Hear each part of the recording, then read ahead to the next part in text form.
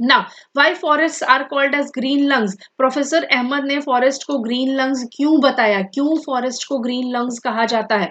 देखो, हम सबको पता है कि जो प्लांट होते हैं वो ऑक्सीजन को रिलीज करते हैं by the process of photosynthesis. ठीक है, वो फोटोसिंथेसिस का प्रोसेस जो प्लांट्स होते हैं वो करते हैं, उसके थ्रू अपना खाना बनाते हैं। और जब उनका खाना बन रहा होता है तो ऑक्सीजन उनके लिए वेस्ट प्रोडक्ट होता है जिसे वो रिलीज कर देते हैं। और यही ऑक्सीजन हम लिविंग ऑर्गेनिजम्स के लिए बहुत ही इंपॉर्टेंट चीज होती है जिससे हमारा ब्रीदिंग प्रोसेस चलता है।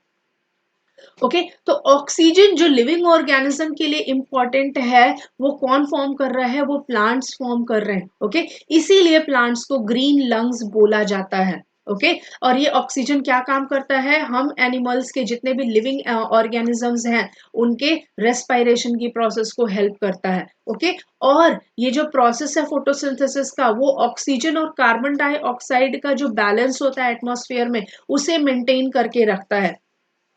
ओके, इसीलिए फॉरेस्ट को हम ग्रीन लंग्स कहते हैं, या फिर you could call it as the lungs of earth. Forest are the green lungs और the lungs of the earth. Okay, कैसे बैलेंस करता है? देखो, प्लांट्स क्या करते हैं? ऑक्सीजन रिलीज करते हैं, और इस ऑक्सीजन को कौन यूज करता है? एनिमल्स। एनिमल्स क्या रिलीज करते हैं इन रिटर्न? Carbon dioxide. और कार्बन डाइऑक्साइड को कौन यूज करता है? प्लांट्स यूज करते हैं। ओके, और ये सारा किस प्रोसेस से हो रहा होता है? ये सारी चीजें होती हैं by the process of photosynthesis. Okay, देखो, for example grass is eaten by insects which in turn is taken by the frog.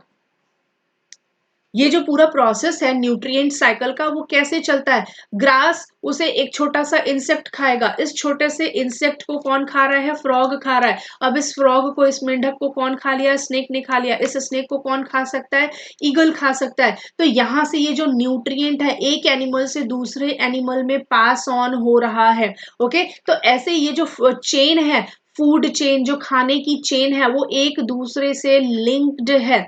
Okay, तो ये जो लिंक्ड थिंग होती है इसको हम बोलते हैं फूड चेन। फूड चेन का मतलब ये एक तरह से चेन बन जा रहा है। ग्रास उग गई, प्रोड्यूसर है, उस प्रोड्यूसर को छोटे मोटे इंसेक्ट ने खा लिया, कीड़ों ने खा लिया, उस कीड़े को फ्रॉग ने खा लिया, फ्रॉग को स्नेक ने खा लिया, स्नेक को ईगल ने खा लिया। तो ये एक तरफ से चेन बन जाती है, राइट? तो ये चेन कैसी है? फूड की है, इसलिए हम इसको बोलते हैं फूड चेन।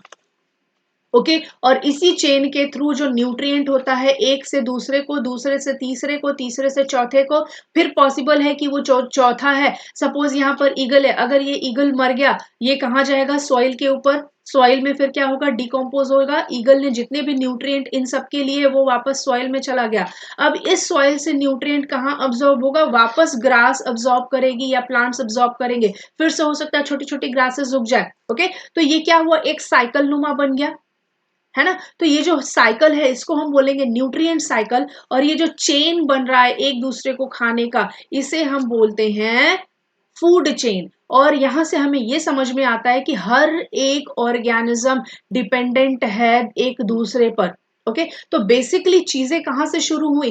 फॉरेस्ट से शुरू हुई, छोटी छोटी ग्रासेस से शुरू हुए। ओके, तो जो फॉरेस्ट का हर एक पार्ट है वो एक दूसरे पर डिपेंडेंट है, और अगर आपने एक भी कंपोनेंट को रिमूव कर दिया तो दूसरा कंपोनेंट अपने आप इफेक्ट होगा। सपोज अगर आपने ग्रासेस को ही हटा दिया तो कोई नहीं बचेगा, ग्रास इंसेक्ट रहेगा ही नहीं, तो फ्रॉग क्या खाएगा?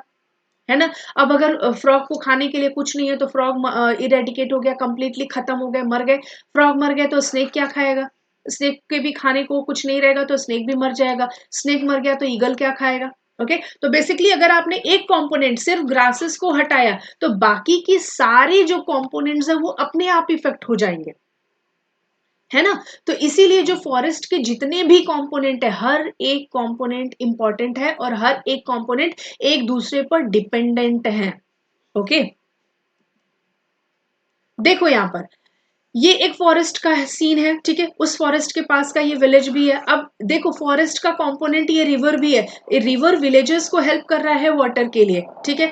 अब यहाँ पर क्या हो रहा है, प्लांट्स भी हैं, इन प्लांट्स की जो टहनियां हैं, जो पत्तियां हैं, नीचे गिरेंगी, डीकम्पोज होंगी। तो जब डीकम्पोज होंगी तो उनका जो ऑर्गेनिक न्यूट्रिएंट होगा वो कहाँ जाएगा, सॉइल के अंदर। अब इस सॉइल के अंदर से ये वापस से रीयूज होगा, नए नए छोटे छोटे पौधे निकलेंगे। ओके, अब यहाँ गाँव में जो लोग रह रहे हैं वो अपने खाने बनाने के लिए गैस का यूज करेंगे, फायर का यूज करेंगे। फायर का यूज करेंगे तो वहां से कार्बन डाइऑक्साइड एमिट होगा।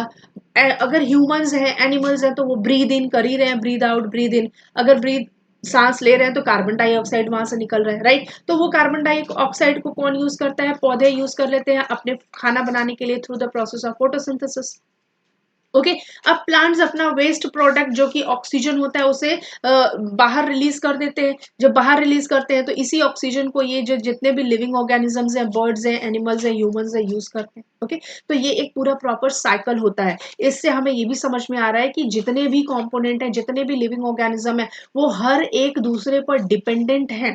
ओके, और फॉरेस्ट का हर एक कंपोनेंट दूसरे कंपोनेंट के लिए इंपॉर्टेंट है। Trees take in water from their roots, जो पौधे होते हैं वो पानी कहाँ से अब्सॉर्ब करते हैं, सॉइल के अंदर से, और अपनी रूट के थ्रू। रूट कहाँ होती है, सॉइल के अंदर होती है, तो रूट सॉइल के अंदर जितना भी वाटर प्रेजेंट होता है उसको अब्सॉर्ब करती है और रिलीज करती है वाटर वेपर को एयर में in through the process of evaporation. Okay, और ये जो प्रोसेस ऑफ इवेपोरेशन होता है, रिलीज ऑफ वाटर, उसको क्या बोलते हैं, ट्रांसपिरेशन। ये जो प्रोसेस होता है जिसके थ्रू वाटर ड्रॉपलेट्स के फॉर्म में by the with the help of evaporation release होता है, उसको क्या बोलते हैं, उस प्रोसेस का नाम क्या है, ट्रांसपिरेशन।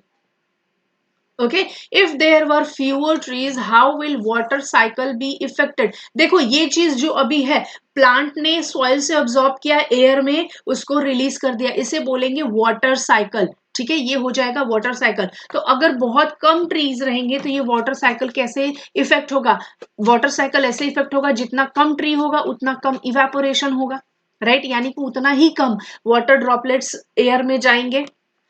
ओके, तो अगर कम पानी के ड्रॉपलेट्स या कम वाटर वेपर्स एयर में जाएंगे तो वहां का जो एयर होगा वो बहुत ही ड्राई होगा।